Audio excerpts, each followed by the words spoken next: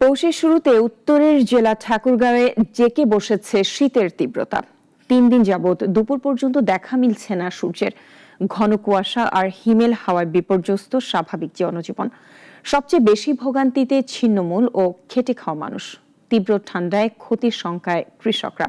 জীবন হকের রিপোর্ট, জানাচ্ছেন শাশ্বতী সরকার।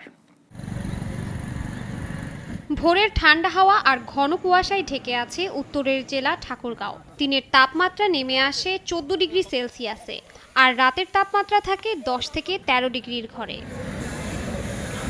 সকাল গড়িয়ে বেলা হলেও দেখা মেলে না সূর্যের। কনকনে শীতে কর্মস্থলে যেতে দুর্ভোগে পড়ছেন শ্রমজীবী মানুষ, বিপাকে স্কুল কলেজের শিক্ষার্থীরাও। কুয়াশার কারণে সড়কে ধীরগতিতে হেডলাইট জ্বালিয়ে চলছে যানবাহন, বাড়ছে দুর্ঘটনার ঝুঁকি।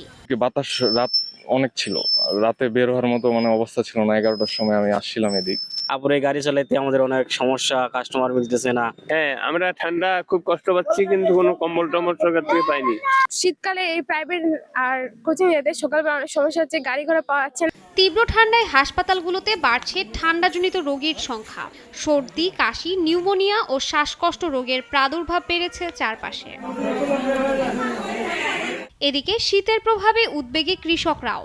ভুট্টা ও আলুর ক্ষেতে ইতোমধ্যে বিভিন্ন রোগ দেখা দিয়েছে বলে জানান তারা। শীত আরো বাড়লে ফসলে বড় ধরনের ক্ষতির শঙ্কায় স্থানীয় চাষিরা।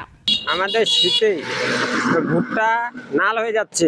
আবার যে পরিস্থিতি আবহাওয়া খারাপ হয়, তাহলে আরো আলুর সমস্যা হয়। ক্ষতি কমাতে শীতকালীন রোগবালাই থেকে ফসল রক্ষায় তদারকির পাশাপাশি কৃষকদের প্রয়োজনীয় পরামর্শ দেওয়া হচ্ছে বলে জানায় স্থানীয় কৃষি অধিদপ্তর।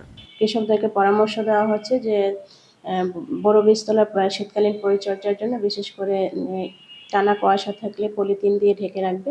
তীব্র এই ঠান্ডায় শীতার্ত মানুষের পাশে দাঁড়ানো, প্রয়োজনীয় শীতবস্ত্র সহায়তা বাড়ানো এবং সচেতনতা জোরদার করাই হতে পারে এই হিমেল সময়ের সবচেয়ে বড় মানবিক দায়িত্ব। শাশ্বতী সরকার, নাগরিক।